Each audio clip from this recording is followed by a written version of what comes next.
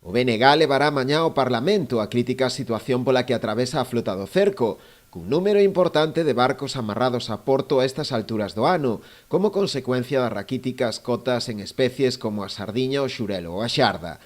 Os nacionalistas culpan desta situación tanto ao goberno central como ao autonómico, que están a dar, segundo eles, unha vez máis as costas ao sector, os que lles pide unha renegociación das actuais cotas, na busca dunha solución máis ventaxosa para a flota galega. Aquí nos entendemos que existen, polo que sabemos, que existen informes científicos donde demostra que a biomasa, sobre todo de sardiña, se está recuperando e, polo tanto, o que hai é que exixir, agora xa de cara á negociación de cotas do 2025, o que hai é que exixir máis cotas de sardiña, en este caso, para Galiza.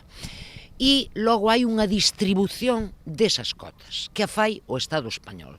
O Estado español, de todas as cotas que ten para todo o Estado, reparte, de maneira que a todo o Cantábrico, é dicir, Galiza, Asturias, Cantabria e o País Vasco, ten repartidas 8.100 toneladas de sardiña este ano 2024. Mentres tanto, no Golfo de Cádiz, que teñen 76 barcos, menos da mitade dos que ten Galiza, que está alrededor de 150, resulta que lle corresponden 6.300 toneladas. Galiza agotou a súa cota e está comprando cota ao Golfo de Cádiz, cuestión que, como todo mundo entenderá, os recursos que hai no mar son públicos e pode dar lugar á especulación.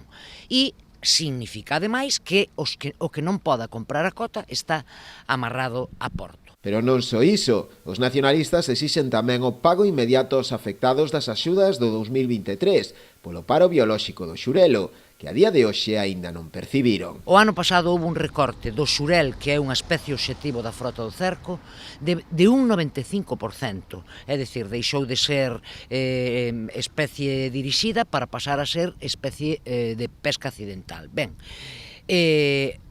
foi un paro obrigatorio e tiñan que pagarlle ese paro, en este caso o goberno do Estado, pois ben, un ano despois siguen sin cobrar esa axuda. Isto clama ao ceo.